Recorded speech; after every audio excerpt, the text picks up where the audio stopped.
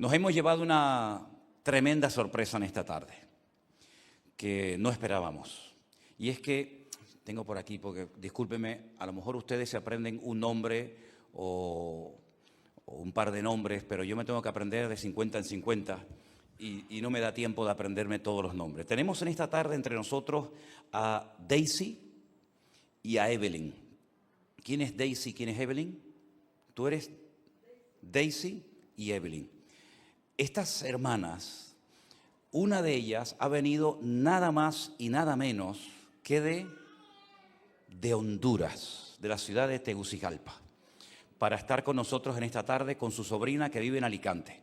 Yo quiero que las dos pasen un segundito aquí porque hay muchas familias que están en casa esperando este momento. Las recibimos con un fuerte aplauso a ellas, por favor. Gloria a Dios. Amén. Gloria al Señor. Qué tremendo, ¿eh? Hemos tenido este año a hermanos que han venido de Holanda, de Estados Unidos, de Francia, específicamente para poder estar con nosotros en el culto y conocer esta iglesia que, según ellos nos cuentan, y ella nos dirá ahora también, pues por lo visto hemos sido de mucha bendición para su vida. Así que, hermanas, les damos la más cordial bienvenida. Estamos muy contentos de que estéis con nosotros. Y hermanas, cuéntenos cómo nos conoció, qué le motivó a estar aquí con nosotros. Yo le aguanto el micro. Cuéntenos un poco la Buenas historia. tardes, hermanos. Realmente que ha sido de mucha bendición los devocionales del pastor en estos tiempos de pandemia. Tengo una prima en Houston y ella fue la primera que me mandó unos mensajes de él. Y yo empecé a escucharlos y así pues seguí compartiendo con otras hermanas y enviándoselos a los grupos de mi familia. Y gracias a Dios que he sido de mucha bendición porque sí creemos que es la palabra de Dios, la sana doctrina que se predica aquí. Y ha sido de mucha bendición el pastor. Mi familia, tengo 3 hijos y los 3 allá estaban desde ayer. Mami, y ya te contestaron que puedes estar porque sabemos lo que cuesta, ¿verdad?, venir acá y por la situación de la pandemia. Así que en algún momento tuve la idea y dije, Señor, a mí me gustaría un día estar en esa iglesia. Por eso le doy gracias al Señor por darme la oportunidad de estar hoy aquí.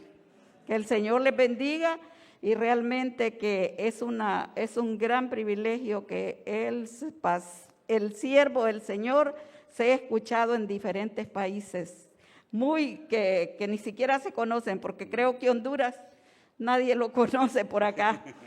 Amén. ¿Y ella quién es, hermana? Preséntate. Bueno, ella es mi sobrina Evelyn. Ella sí vive en Alicante desde hace 6 años, pero yo viajé desde Honduras el 5 de diciembre y me voy el 5 de enero. ¿Y ella también te ha enseñado los vídeos y todo? Sí, ella es la que me los manda a través del WhatsApp todos los días y yo también los sigo. Yo no tenía ni idea de que este año iba a venir a conocer Tenerife y mucho menos estar aquí en esta reunión el día de hoy. Y desde que se planeó el viaje de ella para acá, para mi casa, me dijo, tenemos que ir. Y yo en su momento le dije que no podía por la economía y el trabajo, que estoy ahora mismo sin trabajo. Yo le dije, tía, no puedo, pero yo sé que los planes de Dios son perfectos y pues gracias a Él aquí estoy hoy. Y gracias a la hermana que nos estuvo contestando el teléfono, que todavía hoy en la mañana quería confirmar de que sí estábamos acá. Canderina, que está allá arriba. Después se la presentamos para que la mucho conozcan gusto, personalmente. hermana. Sí, traemos un calendario para ella. Un aplauso a nuestras hermanas y una bendición tenerlas con nosotros. Un placer. Gracias, gracias. Gloria a Dios. Gloria a Dios. ¿Nos trasladaríamos nosotros a Honduras o a un país tan lejano para ir a conocer a un pastor o una iglesia que ha sido de bendición para nuestra vida? Pues no son los primeros hermanos que aparecen por aquí, ¿eh? Y la verdad es que muchas veces he pensado que vivimos en una isla muy lejos del continente, muy lejos de España. Si hubiéramos tenido esta congregación, por ejemplo, en la península, ¿cuánta gente habría venido de todas partes del mundo que nos escriben cada día diciéndonos que les haría una ilusión tremenda conocer a los hermanos de esta iglesia, aunque lógicamente por los motivos que todos sabemos no pueden estar todos, pero la verdad que estamos tan sorprendidos. Yo les digo sinceramente, hermanos, tanto Elena como yo, como todos prácticamente, estamos cada día llevándonos inmensas y preciosas sorpresas, como por ejemplo esta de esta tarde que no esperábamos. Y no somos conscientes, yo creo que todavía nosotros no somos conscientes de lo que significa predicar la palabra de Dios, sea quien sea, y al otro lado del mundo, que te estén viendo o te vayan a ver miles y miles de personas. Todavía eso no nos cabe en la cabeza. Sé que ya ha pasado algún tiempo, después del tiempo del confinamiento, que fue el año pasado, pero la única palabra que podemos pronunciar es gracias, Señor. Gracias porque tú has sido fiel, tú has sido bueno, como hemos cantado esta preciosa alabanza que hacía años que no la oía, y la verdad es que en nuestros corazones hay gratitud constante y permanente hacia nuestro Dios, porque lo que está haciendo el Señor, no lo que hizo, lo que sigue haciendo el Señor y lo que continuará haciendo el Señor, nos tiene realmente sorprendidos y nos tiene realmente agradecidos, porque vemos que Él obra en lugares, en vidas y en corazones que tal vez nunca conoceremos, pero eso da igual, porque lo importante no es que nos conozcan a nosotros, lo importante es que le conozcan a Él, porque Él es el Rey de Reyes y el Señor de los señores, y le damos un fuerte aplauso a nuestro Dios. A Él la gloria, a ti la gloria, Señor. Aleluya. Gracias, Dios mío. Aleluya. Vamos a hacer una breve oración, un momentito, hermanos, para que el Señor nos abra el entendimiento y podamos disfrutar de esta palabra, que yo creo que es bueno que la escuchemos en el día de hoy, porque estamos en una época del año, estamos en unos días en los que de una forma especial estamos recordando acontecimientos que cambiaron el rumbo de la historia. Y me gustaría que en esta tarde disfrutáramos de esta palabra que vamos a escuchar a continuación. Te damos muchísimas gracias, oh Dios bueno, por el privilegio que nos has dado de poder llegar hasta aquí. Gracias por estas hermanas que han hecho un esfuerzo grande para poder estar con nosotros en el día de hoy, y las bendecimos y te damos gracias por sus vidas y por tantos y tantos hermanos alrededor del mundo, que también a ellos les gustaría estar esta tarde aquí entre nosotros, pero nos sentimos que estamos en el mismo espíritu y con un mismo sentir desde hace ya mucho tiempo, Señor, porque formamos parte de tu iglesia, de tu amada iglesia, la cual tú eres la cabeza y la máxima autoridad. Dios mío, en esta palabra que vamos a compartir en esta tarde, que sea de bendición para todos y que disfrutemos de ella y que tu Espíritu Santo la use para traer bendición y fortaleza a nuestra vida. En el nombre de Jesús. Amén y amén. Hemos hablado en estos días del nacimiento de Jesús. Recientemente les compartí acerca de la visita de aquellos magos de Oriente que vinieron de lejanas tierras para adorar al Señor. Pero yo hoy quisiera hablar de unos personajes que no sé por qué se habla muy poco de ellos y jugaron un papel muy importante a la hora del nacimiento del Señor Jesucristo. Vamos por tanto al Evangelio de Lucas, al capítulo 2, a partir del versículo 8. Lucas capítulo 2, a partir del versículo 8. Y me estoy refiriendo nada más y nada menos que a aquellos pastores que fueron avisados de una forma sobrenatural sobre el acontecimiento glorioso del nacimiento del Mesías. La historia bíblica dice así: había pastores en la misma región que velaban y guardaban las vigilias de la noche sobre su rebaño. Y he aquí se les presentó un ángel del Señor, y la gloria del Señor los rodeó de resplandor y tuvieron gran temor. Pero el ángel les dijo: no temáis, porque aquí os doy nuevas de gran gozo que será para todos en el pueblo, que os ha nacido hoy en la ciudad de David un Salvador, que es Cristo el Señor. Esto os servirá de señal: hallaréis al niño envuelto en pañales, acostado en un pesebre. Y repentinamente apareció con el ángel una multitud de las huestes celestiales que alababan a Dios y decían, y el texto original dice así, la forma como se debería de leer, gloria a Dios en las alturas y en la tierra. Así es como se leería en el texto original. Y buena voluntad para con los hombres. Sucedió que cuando los ángeles se fueron de ellos al cielo, los pastores se dijeron unos a otros, pasemos pues hasta Belén y veamos esto que ha sucedido y que el Señor nos ha manifestado. Vinieron pues apresuradamente y hallaron a María y a José y al niño acostado en el pesebre. Y al verlo dieron a conocer lo que se les había dicho acerca del niño, y todos los que oyeron se maravillaron de lo que los pastores decían. Pero María guardaba todas estas cosas en su corazón, meditándolas. Y volvieron los pastores glorificando y alabando a Dios por todas las cosas que habían oído y visto, como se les había dicho. ¿Cuántos dicen amén? Gloria a Dios. Hay tantos detalles en torno al nacimiento del Señor Jesucristo que estamos intentando en estos días, especialmente, no es que no lo podamos hacer en otro momento del año, pero especialmente en estos días estamos meditando, estamos compartiendo, estamos reflexionando sobre estos acontecimientos preciosos de la historia. El nacimiento del Señor Jesucristo fue un nacimiento especial, porque Él era una persona especial y vino a hacer algo especial. Pero para que se comenzaran a cumplir las profecías por orden, una detrás de otra, se tenía que dar algo que humanamente hablando hubiera sido imposible que se diera.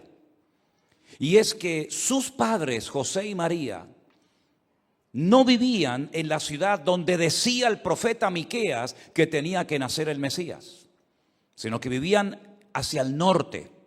Y quiero ponerles ahí un mapa para que más o menos ustedes se hagan una idea, no sé si se puede ver bien.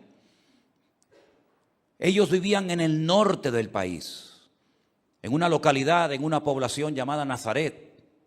Y Belén queda al lado opuesto, al sur, más abajo de Jerusalén, aproximadamente como a 6, 7, 8 kilómetros al sur de Jerusalén, en una elevación de unos 800 metros aproximadamente.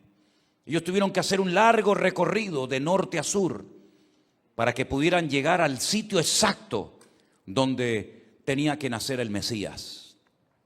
Porque la palabra de Dios dice que tenía que nacer en Belén de Judea. Ahora, si ustedes leen el capítulo 2, el versículo 1, y vamos a ponerlo en la pantalla para que lo puedan ver, dice que aconteció que en aquellos días, justo en aquellos días, antes del alumbramiento, se promulgó un edicto de parte de Augusto César, que todo el mundo fuese empadronado.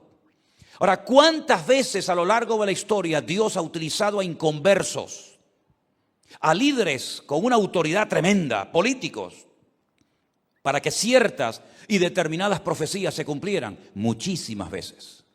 Miren, por ejemplo, a Faraón, tanto aquel que les dio la bienvenida a la familia de José, como aquel que los convirtió en esclavos. Los dos fueron usados por el Señor y tal vez ellos ni fueron conscientes de que eran instrumentos en las manos del Señor en aquel tiempo. Miren, por ejemplo, el caso del rey Nabucodonosor, cómo fue el instrumento que el Señor utilizó para atacar la ciudad de Jerusalén y llevarse cautivos a centenares y a miles de judíos y durante 70 años permanecer en el destierro. Y como el Señor volvió a utilizar tiempo más tarde a otro rey que aún no había nacido y ya con casi 800 años de antelación un profeta había profetizado de que un hombre llamado Ciro le daría el permiso a los judíos que se encontraban en Babilonia para que retornaran otra vez a Jerusalén a restaurar la ciudad, la muralla, el templo, etcétera, etcétera. Así, hay cantidad de políticos, de hombres con poder y autoridad que a lo largo de la historia fueron muy usados por Dios para que algunas y determinadas profecías se cumplieran. Y ahora tenemos otro caso más, otro ejemplo más. Dice en el versículo 1 que Augusto César promulgó un edicto para que todo el mundo, esa expresión en el texto original dice toda la tierra habitada, toda la tierra habitada, todas partes donde hubiera personas que formaran parte del Imperio Romano, de las tierras conquistadas por el Imperio Romano, tenían que ser empadronados. Ahora, la pregunta es, ¿por qué se le metió en la cabeza a este hombre que todo el mundo tenía que ser empadronado en aquel tiempo? Dicho sea de paso, Augusto no es el nombre de este hombre. Augusto no es un nombre, Augusto es un título.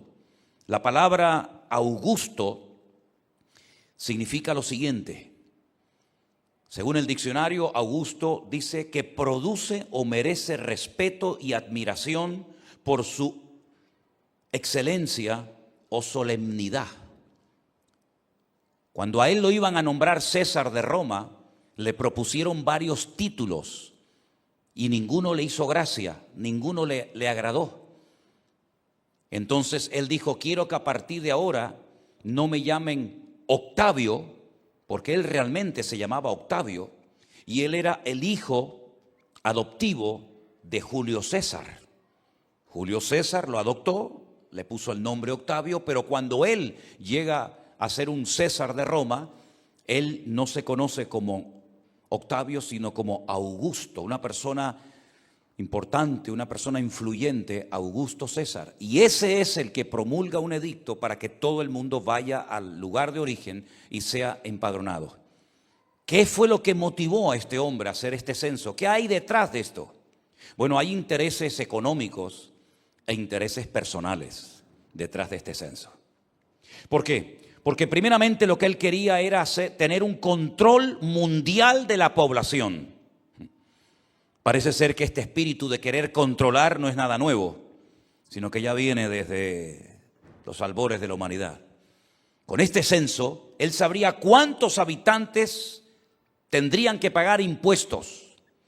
Tendría un control de toda la población mundial, por lo menos del Imperio Romano, y exigirles impuestos.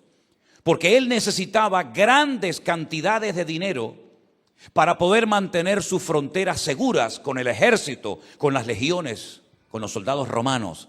Y aparte, con esos impuestos que impondría a las personas que fueran censadas, podría seguir llevando esa vida de despilfarro y de lujo y de excesos y abusos, pues como le gustaba tanto a él como a todos los césares de Roma. Así que detrás de este censo hay, sin lugar a dudas, beneficios económicos para Roma y un bienestar personal para esta persona. Pero esas ambiciones, esas necesidades nacionales o políticas, el Señor las utilizó para que José y María emprendieran un largo viaje desde Nazaret, el norte, hasta el sur, Belén, provincia o región de Judea. ¿Casualidad? No existen casualidades en Dios. Todo está controlado por la mano de nuestro Dios. ¿Cuántos dicen amén? Él fue un instrumento más que el Señor utilizó para que José y María, cuando llegaran a Belén de Judea, allí le vinieran los dolores del parto y allí naciera el Mesías, como estaba escrito en la palabra del Señor hacía mucho tiempo. Ahora bien, los primeros que se enteraron del nacimiento de Cristo y que fueron y lo vieron personalmente, fueron estos pastores. Por eso muchos opinan que el Señor Jesucristo no pudo nacer en diciembre, que es pleno invierno. Y por si no lo saben ustedes, en Israel en pleno invierno hace muchísimo frío. Incluso caen unas nevadas tremendas. Y hace años un hermano me dijo, pues yo no sabía que en Israel nevaba. Sí, nieva y mucho. Y Belén, que está a 800 metros de altura, pues las nevadas y el frío es tremendo, como por ejemplo en Jerusalén y en otras partes del país. ¿A qué pastores se les va a ocurrir en pleno mes de diciembre, con un frío terrible por las noches y probablemente con nieve, estar a la intemperie cuidando ovejas?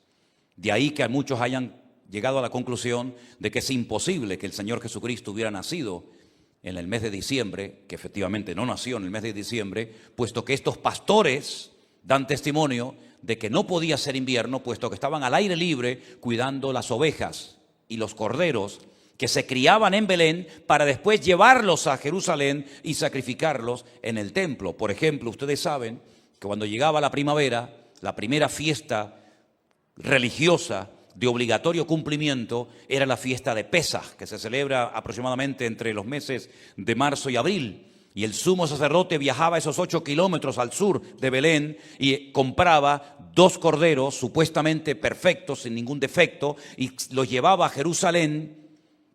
Y entonces allí los tenían en observación durante varios días, y si cumplían con los requisitos, pues entonces se sacrificaban. Y curiosamente en aquellos días también otro cordero, el Cordero de Dios, que quita el pecado del mundo, fue también sacrificado, pero no sobre un altar, sino sobre una cruz. Y para que con su sangre pudiéramos recibir el perdón de nuestros pecados, ¿verdad? Estos pastores están haciendo lo que han hecho durante toda la vida, cuidar de sus ovejas. Ahora, permítame decirles que los pastores de ovejas no eran gente muy querida por los judíos. Y son judíos estos pastores, pero eran personas despreciadas, sobre todo por la casta sacerdotal, como siempre, ¿no? Sobre todo por los religiosos. Y la pregunta es, ¿por qué? Porque ustedes saben perfectamente, si habéis criado o sabéis algo de criar animales, que cuando una persona cría animales, no hay descanso, no hay vacaciones. Siempre tienen que comer los animales, las vacas tienen que ser ordeñadas, siempre hay que cuidarlas. Y los pastores, por amor a sus rebaños, quebrantaban el sagrado día del Shabbat o el día de reposo. Y eso para los judíos era imperdonable. ¿Se acuerdan cuando aquel llevó una carga y le preguntan los judíos, ¿cómo te atreves a llevar una carga en día de reposo? Y él dijo, aquel que me sanó me dijo, toma tu lecho y anda. Y era día de reposo. Y por eso querían matar al Señor Jesucristo. Por eso los pastores no eran muy queridos, sobre todo por los religiosos, porque como sabían que en Shabbat trabajaban y tenían que llevar a sus ovejas o a sus cabras a pastar y a cuidarlas, pues eran despreciados por los sacerdotes y por el resto del pueblo. Y no solamente eso, sino que les prohibían dar testimonio de cualquier acontecimiento, si no podían presentarse como testigos de nada. En el momento en el que alguien llevara a un pastor como testigo de algo, quedaba automáticamente desacreditado, porque los pastores no se les permitía dar testimonio de nada. Era como un castigo. Quebrantan el Shabbat, pues ustedes no sirven como testigos de nada. Y mira tú por dónde el Señor Jesucristo, rompiendo la norma y las costumbres de los hombres, rompiendo el patrón de que estos no sirven para nada, los elige y se les revela la gloria del Señor de una forma tan espectacular que van a ser los primeros testigos oculares del nacimiento del Mesías en Belén de Judea. ¿Qué les parece? Y aquí se cumple lo que dice 1 Corintios capítulo 1, verso 28. Se cumple a la perfección que Dios toma lo vil y lo menospreciado, lo vil del mundo y lo menospreciado es lo que Dios escoge, y lo que no es, para deshacer o avergonzar a los que se creen algo. ¿Quién iba a creer en el testimonio de unos pastores que eran rechazados, que eran menospreciados y que no servían como testigos de nada? ¿Quién iba a creer en el testimonio de estas personas? ¿Saben lo que está haciendo Dios con esta manifestación de gloria? Con estas huestes celestiales que comienzan a cantar y a gritar en las alturas, diciendo gloria a Dios en las alturas y en la tierra paz y buena voluntad para con los hombres. ¿Saben lo que Dios está haciendo? Diciéndoles lo que el mundo ha hecho con ustedes, que no les aman, que los desprecian y que nos rechazan. Ustedes han sido escogidos por Dios para que sean los primeros en ver la gloria y el cumplimiento de las palabras proféticas que han sido escritas acerca de mi Hijo. ¿Cuántos dicen amén? Si esto es algo tremendo. A veces leemos las cosas de la Biblia y no les damos la importancia que la Biblia le da. Pero fijaros, En el nacimiento de Cristo estuvieron los intelectuales de la época. Sí. Los intelectuales de la época, los astrónomos, los intérpretes de sueños, los magos. Estuvieron la gente humilde, los que nadie quería, con los que nadie iba a tener ningún contacto ni relación. Por ejemplo, los pastores. También de alguna manera los religiosos intervinieron, porque cuando Herodes los mandó a llamar y dijo: decidme dónde dicen las Sagradas Escrituras que tiene que nacer el Mesías, ellos tuvieron que ir a los textos de la Biblia, tuvieron que ir a los pergaminos y descubrieron que en Miqueas capítulo 5, allí se encontraba el lugar exacto donde el Mesías tenía que nacer. Y en cierto sentido también los romanos, los inconversos, los paganos, también intervinieron, puesto que si no hubiera sido por el edicto de Augusto César, José y María nunca hubieran ido desde Nazaret hasta Galilea. Así que tenemos los romanos, los judíos, los intelectuales, los humildes, todo el mundo girando en torno al acontecimiento más glorioso de la historia, que fue la irrupción de Dios humanado, encarnado en la persona de su Hijo, naciendo en Belén de Judea. Y no entiendo cómo hay algunos cristianos que parece que se avergüenzan de decir feliz Navidad. Yo no me avergüenzo de celebrar en estos días, aunque sé que no nació en estos días, aunque sé que mi Señor no nació en diciembre, porque hay tanta tontería en algunos creyentes que hasta te insultan cuando te escriben mensajes y correos y WhatsApp diciéndome: ¿cómo es posible, Pastor Manolo Sierra, que usted hable de la Navidad? Si quieren la celebramos en agosto, o en febrero, o en abril, pero tengo la sensación de que a los religiosos y a los que no entienden el espíritu con el que hacemos las cosas, aunque celebráramos la Navidad en pleno verano, también se sentirían mal. Porque al inmundo todo le es inmundo y al limpio todo le es limpio, dice la Biblia. Así que yo no tengo que pedir disculpas a nadie por recordar en estos días que mi Señor nació. El lugar, lógicamente, es importante, pero la fecha es totalmente irrelevante. Me da igual, ¿o no? Me da igual si nació el 24 de enero, el 4 de abril, el 8 de marzo, me da exactamente igual. El hecho es que Él nació y se cumplieron las Sagradas Escrituras. Y en algún momento del año, no es ningún pecado celebrar que mi Señor nació hace 2000 años. No es una fiesta establecida ni siquiera por el Señor, no es una fiesta de obligatorio cumplimiento, pero me da igual. Tampoco Purín para los religiosos. Tampoco Purín fue una fiesta ordenada por el Señor, la ordenó una mujer que dijo: Dios ha hecho algo tremendo entre nuestro pueblo, Dios nos ha salvado de un exterminio, y para que no olvidemos nunca que el Señor nos salvó de la muerte a todos, vamos a celebrar cada año una fiesta que se llama la fiesta de las suertes, porque eso es lo que significa en hebreo la palabra Purín, por si no lo saben. Vamos a celebrar la suerte que tuvimos de que no nos mataran. Tampoco la fiesta de Hanukkah, la fiesta de las luces, cuando se pone el candelabro de 9 brazos, no el de 7 sino el de 9, tampoco es una ley establecida por Dios que hay que celebrarla. Pero ¿qué problema hay en celebrarla?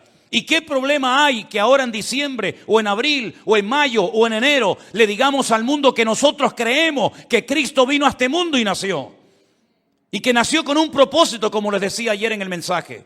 Y ese propósito era ir a la cruz a morir por nuestros pecados y derramar su sangre y resucitar al tercer día, demostrando que Él no era un impostor, sino demostrando que Él es el Rey de reyes, el Señor de señores, el León de la tribu de Judá, el Alfa y el Omega. Y hoy queremos darle toda la gloria y la honra a nuestro Dios, porque Él se la merece. ¿Cuántos dicen amén? Gloria a Dios. Y si me quieren criticar ahora, mientras estoy predicando, porque hay gente aburrida que no tiene otra cosa que hacer que mientras un predicador, en este caso yo, estoy predicando, en vez de estar atentos a lo que estoy enseñando para que aprendáis, estáis ahí con las teclas del teclado cuestionando hasta la última coma y la última tilde que acabo de mencionar. Mis queridos hermanos, nosotros estamos orgullosos de poder recordar que nuestro Señor Jesucristo vino a este mundo. Y me da mucho dolor que en estos días las ciudades pues se pongan con una serie de luces y unas luminarias diferentes y la gente haga fiestas y celebraciones y la gente tire la casa por la ventana, pero en el fondo millones de personas no saben cuál es el motivo. ¿Qué estamos celebrando? Porque cuando llega carnavales, aquí la gente en Tenerife sobre todo y en otras partes del mundo dice, no, es que los carnavales hay que celebrarlo. ¿Por qué? Porque son los carnavales. El culto de carne al dios Baal, agárrate. Eso hay que celebrarlo, el culto de carne al dios Baal, eso sí que hay que celebrarlo. Y la Semana Santa, claro, hay que sacar los muñecos a la calle para que cojan aire, llevan un año sin salir. Como tienen ojos y no ven, boca y no hablan, oídos y no oyen, pies y no caminan, hay que sacarlos a los pobres para que cojan aire, ¿verdad? Y cuidado que viene el fuego, que hay que sacarlo para que no nos destruyan. Todo eso sí hay que celebrarlo. Pero que un grupo de cristianos queramos decirle al mundo, mira, Jesús no nació en diciembre, pero Jesús nació y vino a este mundo a morir por ti. Y que algunos cristianos te critiquen por eso, que Dios los bendiga, sinceramente. Pero ¿saben qué, mis queridos hermanos? Estos hombres humildes salieron corriendo al pesebre y siempre me he preguntado, un buen pastor jamás abandona sus ovejas. Les voy a contar una anécdota. Vivimos durante un periodo corto de tiempo en el norte de España.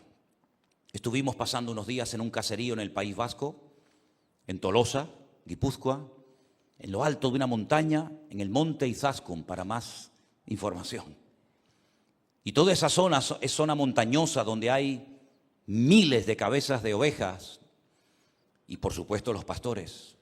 En aquellos años teníamos otro pastor alemán, otro perro, no este porque si no este tendría la vida eterna, sino otro.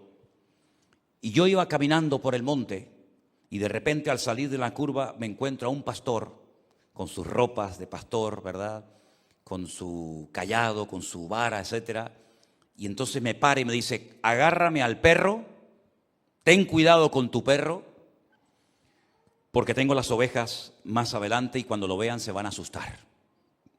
Aún no se veían las ovejas, aún no había llegado a donde estaba el rebaño, pero ya el pastor, vigilando, me dijo, agarra al perro, que las ovejas se van a asustar y se van a marchar.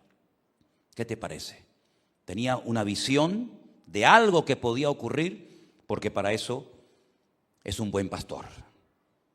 Queridos hermanos, el Señor a todos y a cada uno de nosotros nos cuida con un cuidado personal e individualizado. Él sabe tus temores, tus necesidades. Él sabe cómo estás en este momento. Físicamente, espiritualmente y también de aquí. No hay ni un solo detalle que el Señor ignore de nuestra vida. Todo lo sabe y lo conoce perfectamente, porque Él es nuestro pastor y nada nos faltará. Él nos cuida, Él nos provee, Él nos ayuda, Él nos defiende, incluso de cosas en el mundo espiritual que suceden y que nosotros, tal vez por nuestra torpeza o ignorancia espiritual, ignoramos, pero que Él nos protege de noche y de día. Y mientras dormimos, el ángel del Señor está acampando alrededor de nosotros para defendernos.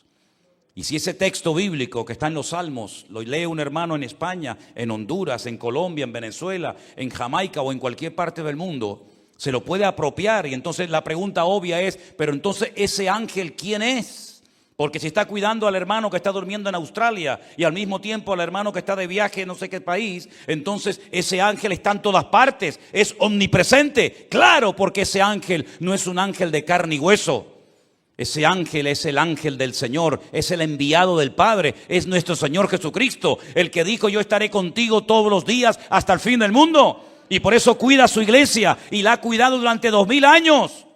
Aunque han intentado silenciarnos, aunque han intentado arrasarnos de la faz de la tierra, el Señor dice que amó a la iglesia, se entregó por su iglesia, la sustenta y la cuida. Y además dice, y las puertas del Hades no prevalecerán contra ella.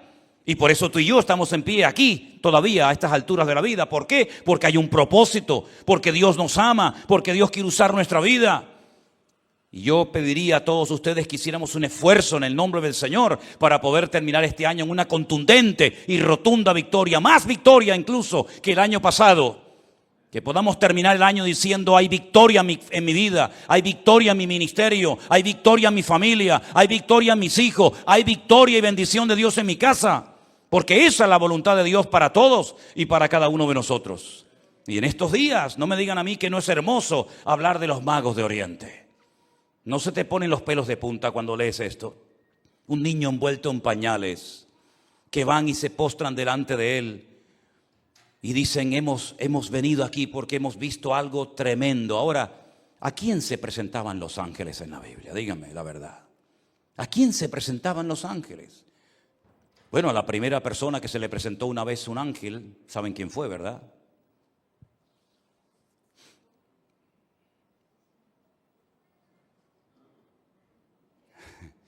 A la primera persona que se le presentó un ángel y le dijo algo fue a una mujer que huía y estaba desesperada en el desierto, y era Agar, y le habló un mensaje tremendo. Esa fue la primera persona que se le presentó un ángel. Se le presentaron ángeles a Jacob, se le presentaron ángeles a Abraham. Los ángeles se presentaban a gente, digamos, importante, pero nunca jamás se habían presentado a gente tan humilde y tan despreciada y tan baja como a unos pastores. Pero se presentaron a ellos, y lo que me llama la atención es que los ángeles no se le presentaron a Anás y a Caifás, que eran los sumos sacerdotes de la época. Y es que vuelvo a lo de antes: Dios toma lo vil y lo menospreciado del mundo para avergonzar a los sabios, o a los que se creen sabios y grandes en este mundo. Y ellos fueron allí y vieron con sus propios ojos al Señor Jesucristo, al Mesías. Probablemente cuando el Señor Jesucristo se manifestó públicamente en su ministerio, que ya habían pasado 30 años, seguramente estos pastores ya habrían muerto. Probablemente no lo conocieron nunca predicando, sanando a los enfermos, echando fuera demonios, resucitando muertos.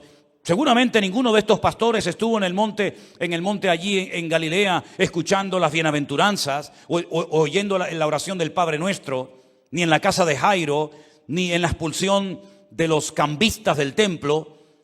Pero ellos sabían perfectamente que ese niño era un niño diferente, era un niño especial, y tuvieron un encuentro personal con Cristo, aunque era pequeño. La pregunta es: ¿tú has tenido ese encuentro con Cristo? Porque a lo mejor conoces cosas de la iglesia del Señor, sea de esta o de otra, pero yo no te estoy preguntando si conoces cosas de la iglesia de Cristo. Yo te estoy preguntando si conoces al Cristo de la iglesia. Porque incluso hay gente que conoce la palabra de Dios, pero no conocen al Dios de la palabra.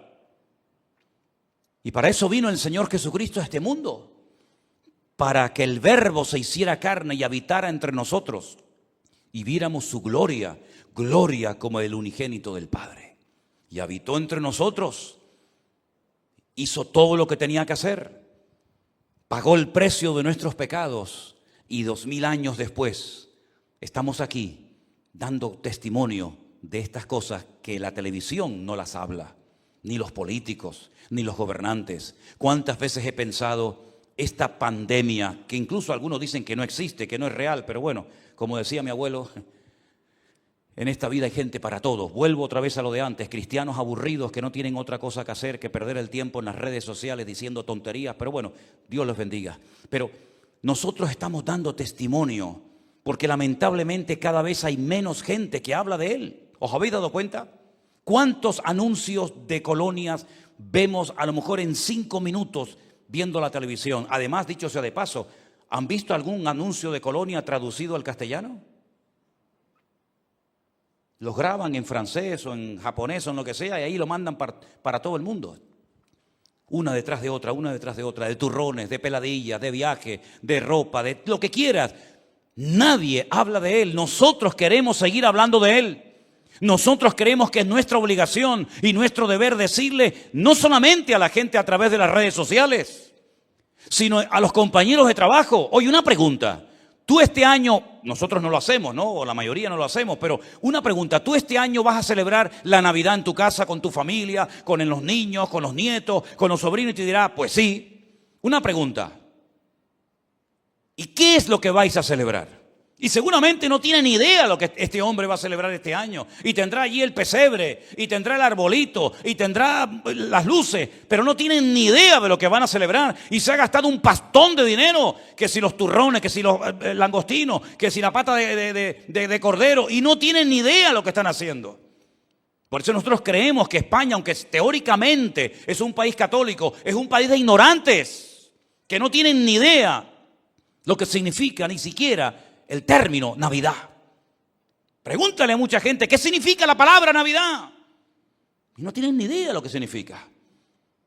¿Y cuántas veces pasa en nuestras naciones lo que le pasaba a aquellos griegos que cuando Pablo una mañana se fue a dar una vuelta por el Areópago en Grecia, les dijo: yo observo que ustedes son muy religiosos?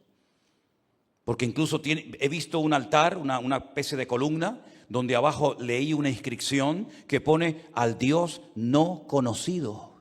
Sí, adoran hasta lo que no conocen, por si acaso, ¿no? Adoramos a Apolos, adoramos a Afrodita, adoramos a Artemisa, adoramos a Júpiter, pero hasta al que no conocemos también lo adoramos, por si acaso, para que no se nos enfade. ¿Qué te parece? ¿Y la mitología griega qué es? Es querer humanar sus dioses o divinizar su humanidad, peleándose entre ellos, matándose entre ellos. Pero sin embargo nosotros creemos que el único Dios, el creador del universo, de tal manera amó a la humanidad que vino a este mundo para que todo aquel que crea en Él no se pierda, mas tenga vida eterna. Eso es el corazón de lo que queremos proclamar en estos días. Eso es lo que queremos decirle al mundo, que hay un propósito, que hay una razón por la cual Jesús vino a este mundo. Y si el mundo me da la oportunidad de hacerlo en diciembre, lo haré en diciembre, y el año que viene, si estoy con vida, lo volveré a hacer. Pero si fuera en agosto, lo haría en agosto. Y si fuera en mayo, lo haría en mayo, me da igual. Pero voy a aprovechar cualquier rendija, cualquier puerta, cualquier oportunidad que se me abra para hablar de Cristo. Y cuando le digas a una persona o te digan felicidades, pregúntale, respóndele y dile: felicidades, ¿por qué? Y te dirá: hombre, porque estamos en Navidad. ¿Y qué es la Navidad? Y ahí lo trancaste. Ahí te dirá: bueno, Navidad, no sé. ¿Y para eso estás tú? ¿Para eso estás tú? Así que si te dicen felices fiestas, oye, muchas gracias igualmente. Pero una pregunta: ¿felices fiestas cuál? Hombre, la Navidad. La Navidad. ¿Y eso qué es? ¿Tú no sabes lo que es la Navidad? No, explícamelo tú. A ver lo que te dice. En este mes de diciembre tenemos más oportunidades para hablar de Cristo que en todo el resto del año. Todavía en España, todavía en nuestras culturas, en este mes de diciembre hay unas oportunidades que no vamos a tener en enero, ni en febrero, ni en agosto, ni en junio. Pero en este mes vamos a tener la oportunidad de explicarle a millones de personas, a miles de personas, a cientos de personas, lo que significa la fiesta que están celebrando y que les va a llevar en algunos casos a endeudarse hasta el cuello. Y después viene la famosa cuesta de enero, de la cual hablaremos en enero, para enseñarles a ustedes cómo se sube la cuesta de enero y cómo podemos afrontar el resto del año. Amén, hermanos. Vamos a darle gracias al Señor en esta noche. Dale gracias al Señor, porque podemos decir con la boca bien abierta: mi Cristo nació en Belén de Judea y las profecías se cumplieron y todo lo que tenía que cumplirse se cumplió al pie de la letra. Bendito sea nuestro Dios. Ahí donde estás, cierra tus ojos. Así que en esta noche, mis queridos hermanos, con nuestros ojos cerrados, yo quiero que individualmente cada uno de ustedes le esté dando gracias al Señor por haber llegado hasta aquí, por haberte guardado físicamente, por haberte ayudado en tu familia, con tus hijos, con tu esposa. Dale gracias a Dios, hermano. Hay tantos motivos. Estamos en la recta final de este año que se nos ha ido de una forma tremenda.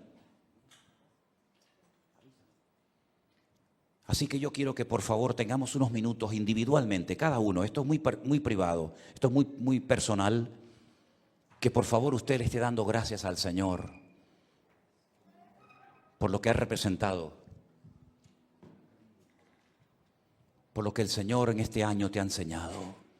Sé que a veces habrás sufrido, alguna lágrima habrá brotado de tus ojos,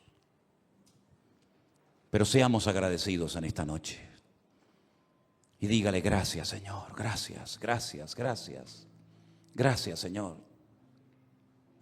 Gracias, Señor, porque hasta aquí tú guardaste mi vida. Bendito sea el nombre del Señor. Gracias, mi Señor Jesús. Gracias. Queridos hermanos, muy buenas tardes. Bienvenidos una semana más, un día más, a este espacio que ya es muy conocido y seguido por muchos de ustedes, el Pastor Online.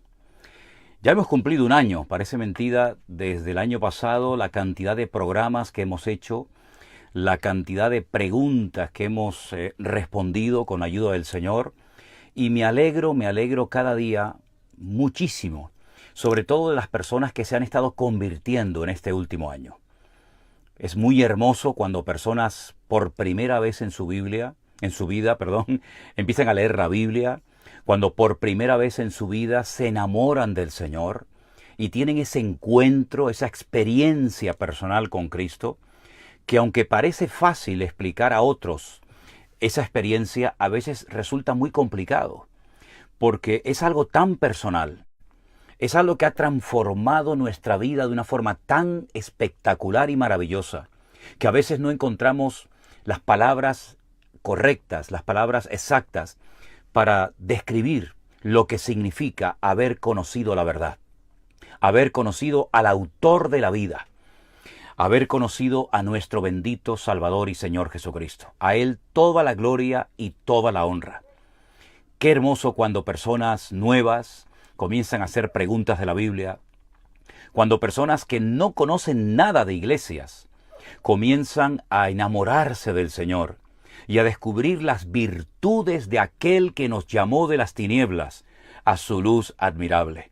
Comienzan a experimentar su paz, el gozo de la salvación, la alegría, la seguridad de la salvación en Cristo y tantas otras cosas que, repito, a veces nos cuesta, incluso a los que llevamos muchos años en los caminos del Señor, explicarle a las personas qué significa tener a Cristo en nuestros corazones.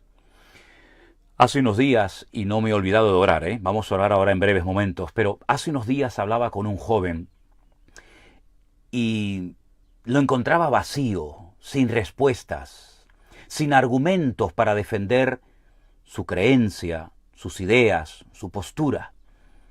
Y yo le decía: te voy a resumir mi testimonio en 3 palabras. Dios o el Señor Jesucristo, como quieras, como prefieras, me salvó, me liberó y me sanó. Y no me afecta lo que digan o hagan los demás. Si lo aceptan o lo rechazan, si quedan sorprendidos por el testimonio mío personal o lo cuestionan y se ríen y se burlan de él. Nadie me puede negar que el Señor me salvó, me liberó y me sanó. Y te hablo de una experiencia que tuve hace más de 40 años atrás.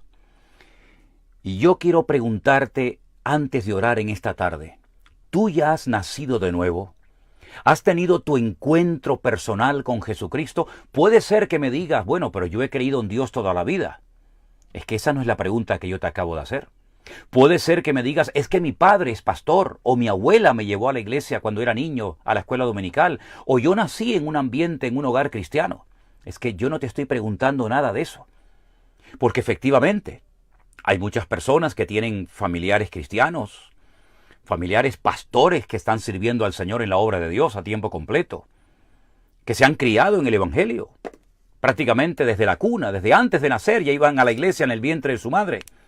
Pero tú has nacido de nuevo, no solamente si has creído en Dios o has entendido el Evangelio, lo has recibido en tu corazón. Si no es así, hoy tienes una oportunidad maravillosa de poderle decir al Señor: yo quiero conocerte. Quiero que esa experiencia que otros dicen que tuvieron, incluido este que te habla, yo también quiero tenerla. yo quiero conocerte, yo quiero que entres en mi corazón, que cambies mi vida y quiero que te reveles a mi vida. Si esa oración se la haces hoy, ahí donde estás, de todo corazón al Señor, te puedo asegurar que jamás, nunca te arrepentirás de haber hecho esa oración, porque tendrás el gozo de la salvación, tu nombre estará inscrito en el libro de la vida y por ti mismo notarás que el Señor está contigo y dentro de ti. Porque el Espíritu Santo dará testimonio a tu espíritu de que ahora eres un hijo de Dios. Bueno, no quiero pasar demasiado tiempo con esto, pero piensa y reflexiona en esto. ¿Cuántas experiencias has tenido a lo largo de tu vida? Pero la más bonita, la más importante, la más trascendental es encontrarte, tener un encuentro personal con Jesucristo. Oramos y pedimos que el Señor bendiga este tiempo, que hoy va a ser muy especial y un tanto diferente.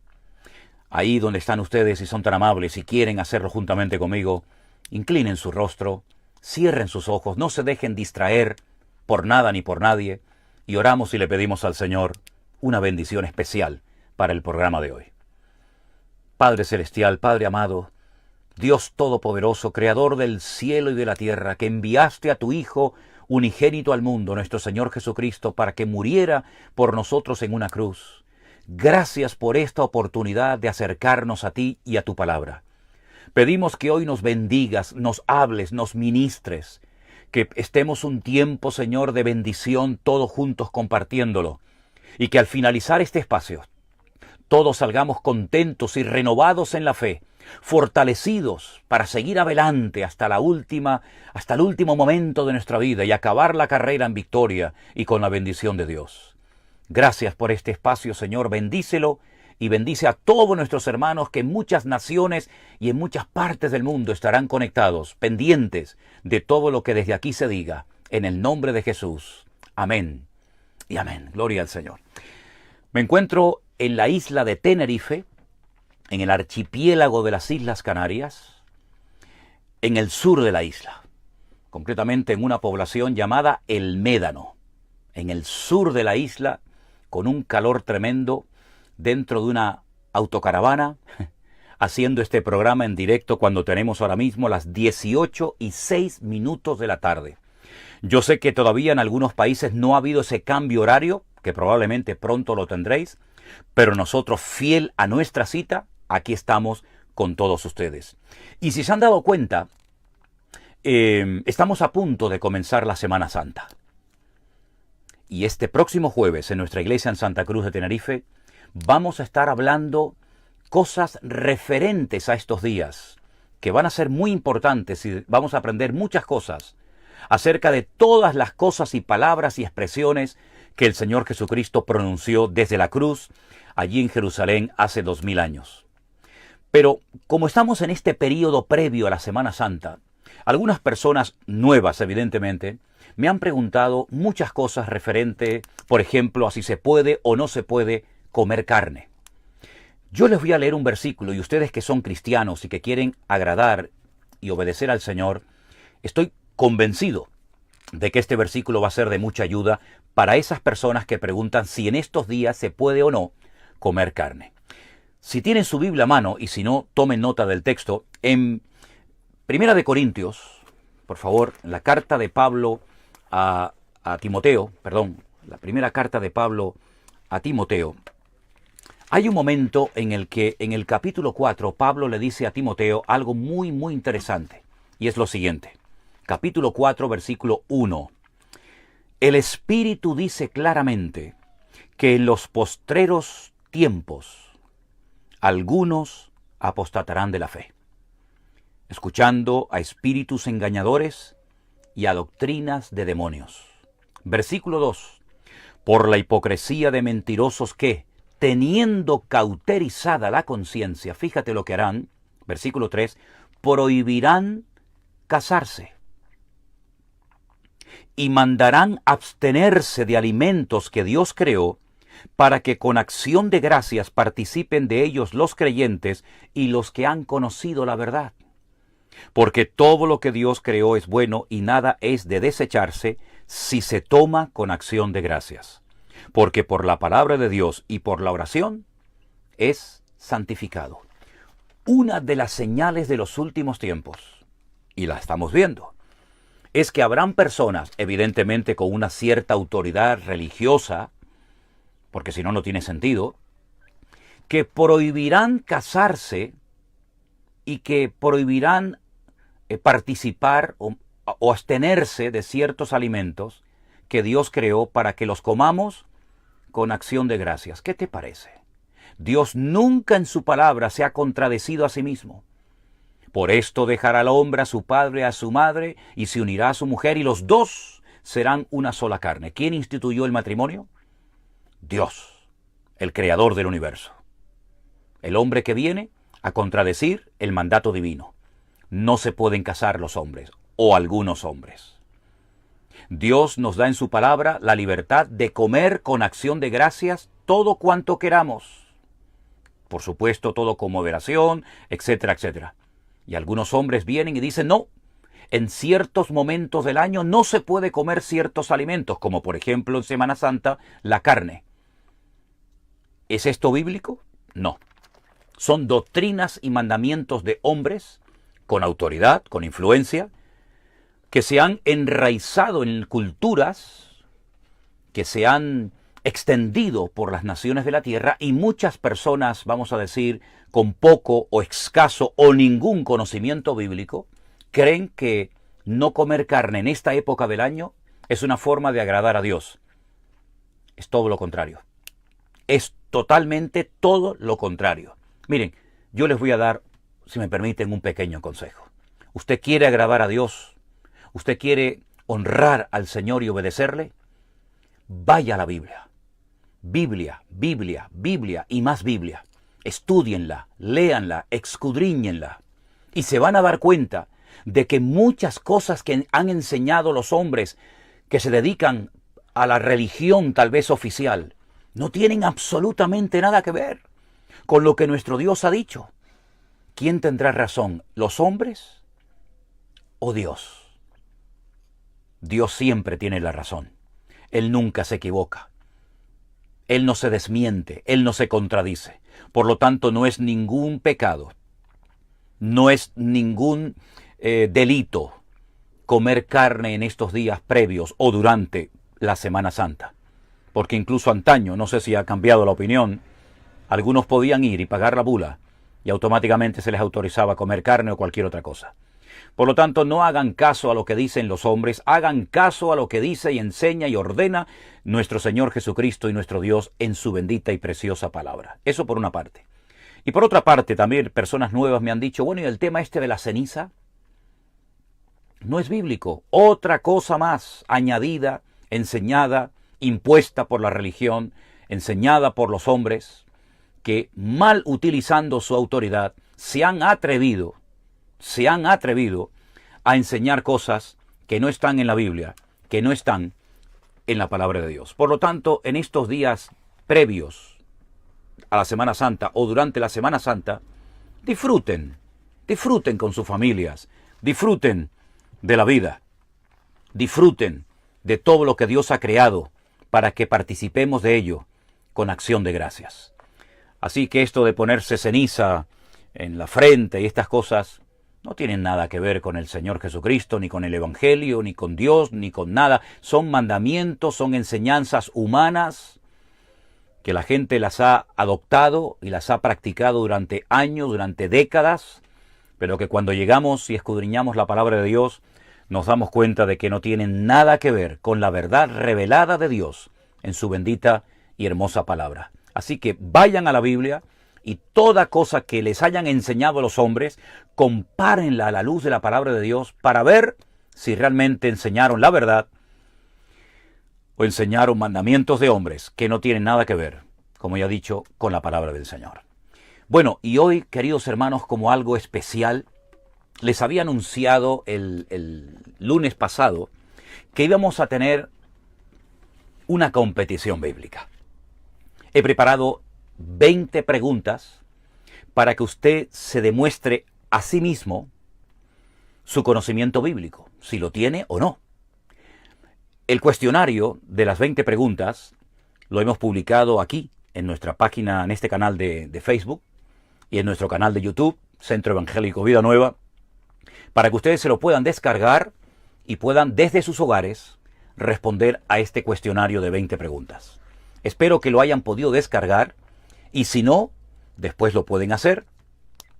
Voy a pasar a hacer las preguntas y usted mismo ahí en su casa, desde su salón, desde donde quiera que se encuentre, puede comprobar si ha respondido bien o no ha respondido bien. Así es que pasamos inmediatamente a responder a la primera pregunta de nuestro formulario. La pregunta es la siguiente. ¿Dónde fue enterrado Jacob? El patriarca Jacob, el papá de José, de Benjamín, de Efraín, de Zabulón y de las 12 tribus de Israel. ¿Dónde fue enterrado? Respuesta A, en Egipto. Respuesta B, en Siquén. O respuesta C, en Hebrón. Compruebe su respuesta porque aunque efectivamente Jacob vivió un tiempo en Egipto y también estuvo en Siquén, cuando él moría en Egipto dio orden a su hijo José de que no lo enterraran en Egipto, sino que lo enterraran en la famosa cueva de Macpela.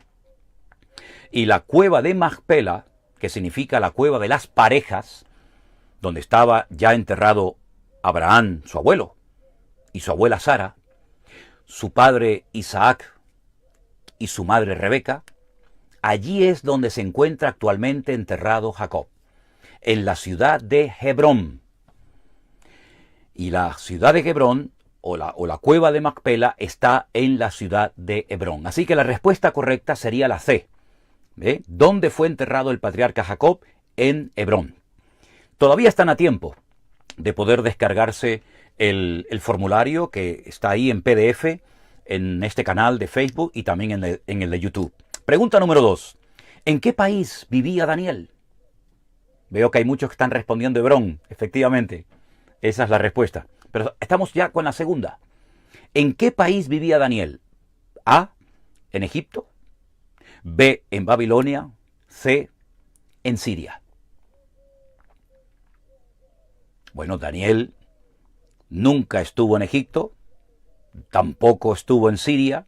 La respuesta correcta sería la B, letra B, Babilonia. Ahí es donde vivía el profeta Daniel, ahí es donde escribió su hermosísimo libro, ahí es donde recibió aquellos sueños y visiones, etcétera, etcétera, en la ciudad o en el país de Babilonia. Efectivamente, la respuesta era Babilonia, la respuesta B. Pregunta número 3. ¿Cómo se llamaba el padre de Juan el Bautista? A, Zacarías. B, Josafat. C, Samuel. ¿Qué han respondido ustedes, hermanos?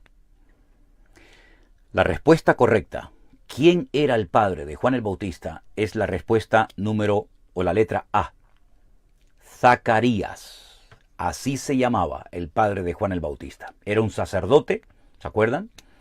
Que estaba ministrando un día en la presencia del Señor y se le apareció un ángel hablándole acerca de que su hijo nacería, etcétera, etcétera. Bueno, pues ese señor, ese sacerdote, se llamaba Zacarías. Muy bien, Irene, respuesta letra A.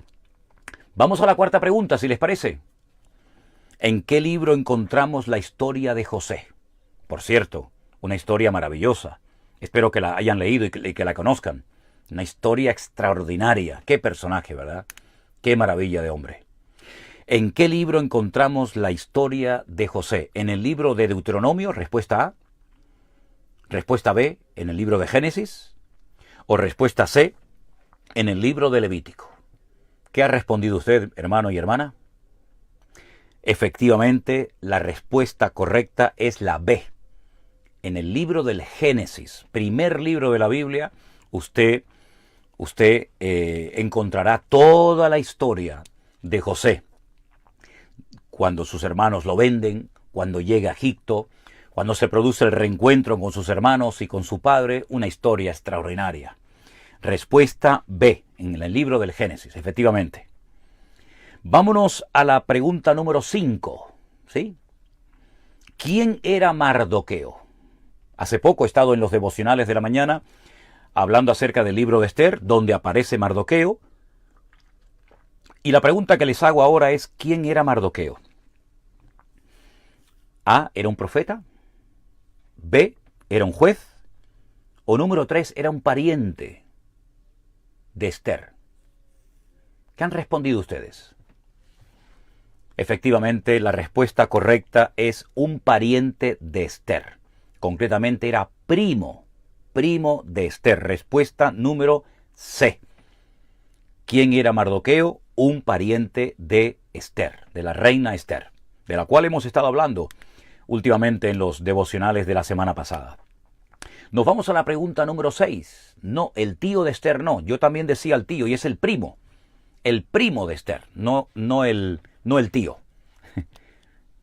Vamos a la pregunta número 6. ¿Qué profeta citó Pedro en el día de Pentecostés? Saben que en el capítulo 2 del libro de los Hechos, Pedro se pone en pie y da una explicación de lo que allí está pasando, y él cita un texto de un profeta del Antiguo Testamento. ¿Qué profeta fue el que citó Pedro? A, Jeremías, B, Habacuc, o respuesta número C, Joel, como algunos le llaman. La respuesta correcta es la letra C, Joel. El profeta Joel fue el que profetizó cientos de años antes del nacimiento del Mesías y de esa experiencia en Pentecostés, el derramamiento del Espíritu Santo sobre toda carne. Y la primera evidencia, la primera manifestación de esa profecía cumplida fue en el día de Pentecostés. Pueden leer Hechos capítulo 2. Así que la respuesta correcta es la letra C, Joel, el profeta Joel. Nos vamos a la pregunta número 7. Muy bien, Catherine. Nos vamos a la pregunta número 7. ¿En qué libro se menciona España? Bueno, quiero decirles que España se menciona en 2 libros. Uno en el Antiguo Testamento con el nombre Sefarat. Sefarat es España. Pero ¿en qué libro del Nuevo Testamento sale el nombre España? A, en el libro de Hebreos, B, en la carta de Pablo a los Colosenses, o C, en la carta de Pablo a los Romanos. ¿En cuál de esas 3 cartas se menciona concretamente a España? ¿En Hebreos, en Colosenses o en el libro de Romanos? Voy a esperar unos segundos para ver si efectivamente ahí está. Monsi dice en la carta de Pablo a los Romanos. Efectivamente, la respuesta correcta es la letra C. En el libro, en la carta de Pablo a los Romanos, no en el libro de los Hechos, sino en la carta de Pablo a los Romanos se menciona literalmente la palabra España, y además varias veces. La respuesta es la C. Pregunta número 8. ¿Cuál es el capítulo que habla de la fe? Hebreos capítulo 11, Primera de Corintios capítulo 13 o Romanos 8. ¿Cuál es, la A, la B o la C? ¿En qué capítulo se habla de la fe? Es un capítulo monográfico, capítulo precioso. Habla de personajes, tanto de hombres como de mujeres, que hablan, que por lo que hicieron, por lo que dijeron, pasaron a la historia como hombres de fe. El capítulo que habla de la fe es el capítulo 11 de la carta a los Hebreos. Así que la respuesta correcta sería la letra A. Esa es la respuesta correcta. Me alegro muchísimo de que haya muchos hermanos en este momento conectados haciendo este test, esta prueba, para que usted se pruebe a sí mismo qué nivel de conocimiento bíblico usted tiene. Así que muy bien, veo que muchos han respondido la respuesta número A, Hebreos capítulo 11. Nos vamos a la pregunta número 9, ¿les parece? ¿Cuál es el personaje más longevo de la Biblia? A, Caín, B, Enoc, C, Matusalén. ¿Cuál es el personaje que más años duró? El más longevo, el que más vivió. ¿Caín, Enoc o Matusalén? La respuesta correcta es la letra C, Matusalén. Más de 900 años vivió ese hombre. El hombre más longevo de la historia de la Biblia. Se llamaba Matusalén. Respuesta número C. Seguimos avanzando, ¿les parece, hermanos? No sé cómo van las respuestas, no sé si están acertando mucho o fallando. En fin, eso ya cada uno depende de ustedes. Pero sí me gustaría que participaran todos en esta tarde de esta competencia bíblica, que está muy interesante, por cierto. Vámonos a la pregunta número 10. ¿Cómo se llamaba la madre de Ismael? La madre de Ismael, ¿quién era? Sabemos que el padre era Abraham, pero ¿y la madre quién era? A, Agar, B, Sara o C, Rebeca. ¿Cómo se llamaba la madre de Ismael? La respuesta correcta es la letra A. Y la respuesta correcta es Agar. Agar, aquella sierva que tenía Sara, mantuvo una relación con el patriarca Abraham y de esa relación nació Ismael, el padre de los árabes. ¿Sí? Así que muy bien, Moni, muy bien, Elizabeth. La respuesta correcta, A. Agar, perfecto. María Encarnación también ha respondido perfectamente. Nos vamos a la pregunta número 11. Dorca Eunice también ha respondido perfecto. ¿Cuántos años estuvo enfermo el paralítico del estanque de Betesda? ¿Cuántos años estuvo enfermo ese hombre? A, 40 años. B, 18 años. C, 38 años. ¿Cuántos fueron exactamente los años que estuvo enfermo, según él cuenta, el paralítico de Betesda? La respuesta correcta es la letra C. 38 años. Muchos años, ¿verdad? 38 años estuvo el paralítico de Betesda allí tirado, esperando algo que nunca parece que ocurría. Hasta que apareció el Señor Jesucristo. No importa cuántos años hayas sufrido, no importa cuántos años lo hayas pasado mal, el Señor Jesucristo, si hoy le entregas y le rindes tu vida a Él, puede cambiar tu lamento en baile. Y nunca más te acordarás de tu pasado, sino que vivirás de gloria en gloria, de victoria en victoria y de bendición en bendición todos los días de tu vida. Así es, 38 años. Pregunta número 12. ¿En qué ciudad realizó Jesús su primer milagro? ¿En Jerusalén? Respuesta A. ¿En Caná de Galilea? Respuesta B. ¿O en la ciudad de Capernaum? Respuesta C. ¿Dónde se produjo el primer milagro de Cristo? Les voy a dar una pista. El primer milagro de Cristo consistió en transformar el agua en vino. Un milagro de transformación. ¿En qué ciudad se produjo el primer milagro? ¿En Jerusalén? ¿En Caná de Galilea? ¿O en Capernaum? La respuesta correcta, queridos hermanos, es la letra número B. En Caná de Galilea. Esa es la respuesta correcta. Moni, correcta, muy bien. En Caná de Galilea. Muy bien. Sarita Sánchez, también veo que están respondiendo mucho acertadamente. Nos vamos a la pregunta número 13. ¿Cuál es el nombre del fariseo que visitó a Jesús de noche? Respuesta A, Nicodemo. Respuesta 2, Simón. O respuesta 3, Lázaro. ¿Cómo se llamaba ese fariseo que fue a hablar, a hacerle preguntas al Señor Jesucristo de noche? La respuesta correcta en esta ocasión es la letra A. El nombre era Nicodemo. Juan capítulo 3 pueden ver la respuesta. Así que Nicodemo era el nombre de este fariseo que visitó de noche al Señor Jesucristo. Nos vamos a la pregunta número 14. ¿En qué ciudad vivía aquel centurión romano llamado Cornelio? ¿En Damasco? Respuesta número A. Respuesta número B, en Nazaret. O respuesta número 3, en Cesarea. Realmente, si leemos en el libro de los Hechos, Cornelio vivía en la ciudad de Cesarea, Cesarea la Marítima, porque en aquellos tiempos había dos, Cesarea de Filipo, que hoy en día se conoce como Banias, que está al norte de Israel, y Cesarea la Marítima. La respuesta correcta es la letra C. En Cesarea era donde vivía Cornelio. Espero que estén acertando muchos de ustedes las preguntas. Espero que estén sacando buena nota y que de esa manera se puedan demostrar a sí mismos cuánto sabe usted, cuánto conocimiento tiene usted de la Biblia, de la palabra del Señor. Nos vamos a la pregunta número 15. ¿Durante cuánto tiempo escondieron los padres a Moisés cuando era un niño? Respuesta número A, 1 año. La respuesta número B, o la letra B, es 3 meses. La C, 8 días. ¿Cuánto tiempo escondieron los padres a Moisés? Saben que Faraón había dicho que tenían que matar a todos los niños, pero los padres lo escondieron. ¿Durante cuánto tiempo? ¿1 año? 3 meses? 8 días. La respuesta correcta es la letra B. 3 meses, y ya no lo pudieron esconder más.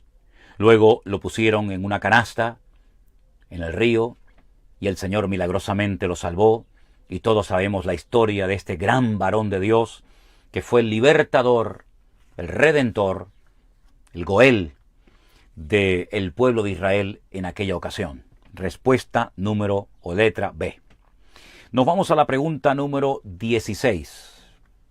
La pregunta es, ¿a qué iglesia le dijo el Señor, tienes nombre de que vives y estás muerto? Qué palabras fuertes, ¿verdad? ¿A qué iglesia le dijo el Señor, tienes nombre de que vives, pero estás muerto? No sé cuántos acertarán a esta pregunta, porque la letra A es Laodicea, la letra B es Éfeso, o la letra C es Sardis. Bueno, a Laodicea no se lo dijo. A Laodicea le dijo aquello de, he aquí yo estoy a la puerta y llamo. La iglesia tibia. A la iglesia de Éfeso le dijo, tengo contra ti que has dejado tu primer amor, ¿se acuerdan? Es a la iglesia de Sardis, respuesta número C, a la que le dijo el Señor, tienes nombre de que vives y estás muerto. Muy bien, Ariane Ferrer. La letra número C, iglesia de Sardis. Pueden leerlo en el libro del Apocalipsis y comprobar la respuesta. Vamos ya por la pregunta número 17. María Encarnación, muy bien, la letra C. Pregunta número 17. ¿En qué ciudad Pablo y Silas fueron azotados con varas? ¿En qué ciudad fue? ¿Se acuerdan? Número o letra A, Éfeso. Letra B, Filipos. Letra C, Tesalónica. ¿Recuerdan ustedes la historia de cuando Pablo cantaba con Silas en la cárcel? Que previamente fueron azotados cruelmente con varas. ¿En qué ciudad se produjo ese tormento? ¿En Éfeso, en Filipos o en Tesalónica? La respuesta correcta es la letra B, en Filipos. Ahí es donde fueron azotados, y donde cantaron, y donde se produjo un tremendo terremoto, y donde se convirtió esa noche el carcelero y toda la familia, y esa misma noche fueron bautizados. Veo que hay muchos que están respondiendo correctamente. Respuesta, Filipos, la letra B. Muy bien, gloria a Dios, me alegro muchísimo. Pregunta número 18. ¿Cómo se llamaban los hijos de José? No sé cuántos responderán a esta pregunta. Creo que es un poco difícil, pero espero que muchos la puedan responder. Rubén y Neftalí, respuesta A. Leví y Zabulón, letra B. O Manasés y Efraín, letra C. ¿Cómo se llamaban los dos hijos de José? Quiero ver en la pantalla, como hay un pequeño desfase de tiempo, mientras yo pregunto, me están llegando las respuestas de la pregunta anterior por el tema de internet, lógico. Tal vez ustedes no se dan cuenta, pero yo sí me doy cuenta por esos segundos de retraso que hay. Algunos todavía están respondiendo a la pregunta anterior. Filipo, quiero dar tiempo porque ahí está. Ada Patricia. Yuriay Armas. Muy bien. La respuesta es la letra C. Manasés y Efraín. Lucas también Salazar ha respondido exactamente. Alma Berumén también. Erika Madrid León. Diana Blanco. Bueno, veo que están acertando la mayoría. Raiza Rincón. Ariadne Ferrer. Bueno, sabe mucho, ¿eh? Ustedes han leído mucho la Biblia y la han estudiado. Nelly Guerrero. Elizabeth Torres, no lo sé. Bueno, la respuesta correcta es la letra C. Los hijos de José se llamaban Manasés y Efraín. Y nos quedan dos preguntas.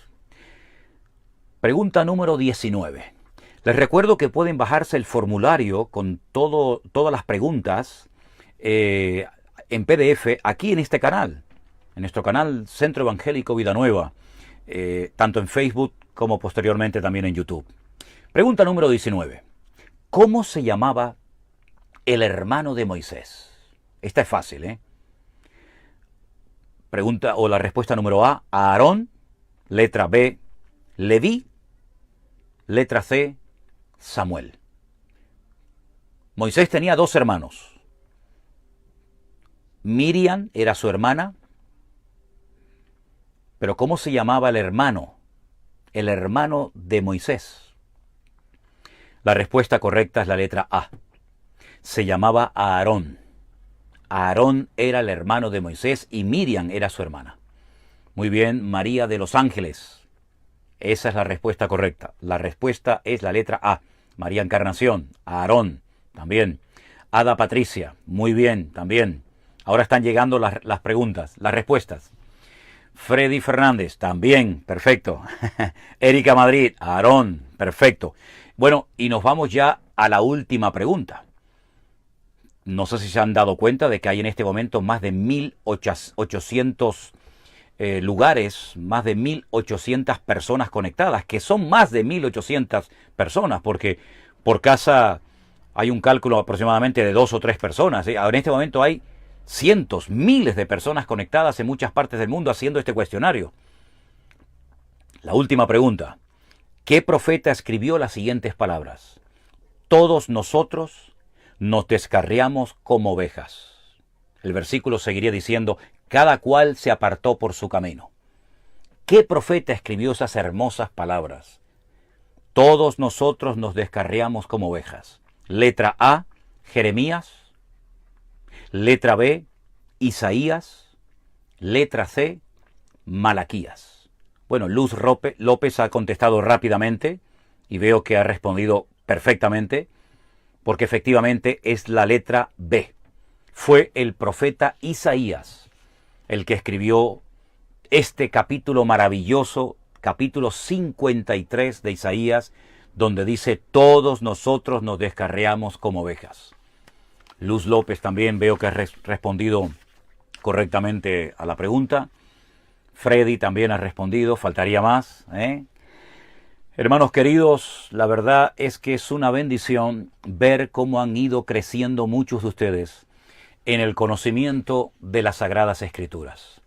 Es realmente extraordinario y me gozo muchísimo de ver que personas que hasta el otro día, como quien dice, no sabían nada de la Biblia, ni la habían leído en su vida, hoy por hoy sois capaces de responder acertadamente a este cuestionario de 20 preguntas que les he presentado en esta tarde por primera vez en este espacio llamado El Pastor Online. De verdad les felicito, que el Señor les bendiga grandemente. Es un privilegio ver cómo la palabra está cambiando vidas, está produciendo cambios, frutos que dan honra y gloria al Señor. Y yo no solamente les felicito, sino que les animo a que sigan cada día leyendo frecuentemente la palabra de Dios. Les recuerdo que durante toda esta semana vamos a estar teniendo todas las mañanas con nuestro devocional diario, reflexiones devocionales basados en el libro de Job. Si pueden y tienen tiempo, lean en esta semana el libro de Job. Es un libro extraordinario donde hay cosas muy profundas, pero van a disfrutar mucho de él. Hermanos, ha sido un placer estar con ustedes en esta tarde. Que Dios les bendiga grandemente. Y vamos a terminar orando. Y pido por favor a todos ustedes que están conectados, que sigamos orando por los hermanos que se encuentran enfermos. Todos los días recibimos muchísimas peticiones de padres, de madres, de hermanos pidiendo por familiares que están enfermos. Muchos hermanos nuestros que tienen cáncer y lo están pasando mal. Quiero que hagamos esta última oración para que nuestro Dios, que es todopoderoso, extienda su mano sobre nuestros hermanos y traiga alivio haga milagros, señales, prodigios y maravillas, porque su brazo no se ha cortado. Nuestro Dios no ha cambiado, nosotros sí, la iglesia sí. Los predicadores tal vez hemos cambiado. El Evangelio es el mismo, Dios es el mismo. Su poder sigue teniendo tanta efectividad hoy como antaño. Queridos hermanos, hagamos una oración especial por todos nuestros hermanos enfermos. Que el Señor se glorifique y les dé fuerzas hasta el último momento de sus vidas. Nos unimos en oración. Bendito Padre Celestial, gracias por este tiempo maravilloso que nos has permitido disfrutar los unos con los otros, donde vemos cómo el conocimiento de tu palabra crece y tu palabra se extiende y no volverá nunca a ti vacía. Señor, fortalece la vida de nuestros hermanos enfermos, familias enteras que necesitan milagros. Señor, bendice a tu amada iglesia, fortalécenos en la fe, ayúdanos a seguir adelante. Trae un renuevo espiritual, trae un renuevo físico. Levanta a los cansados, renueva las fuerzas de los que ya no tienen fuerzas para continuar. Suple necesidades, Señor, abundantemente. Y síguenos ayudando a nosotros para seguir difundiendo y predicando tu palabra cada día. Ponemos nuestra vida en tus manos y seguimos confiando en ti plenamente. Y te damos a ti toda la gloria y la honra. En el nombre de tu amado Hijo Jesús. Amén. Y amén. Pues mis queridos hermanos, ha sido realmente un placer haber estado con todos ustedes.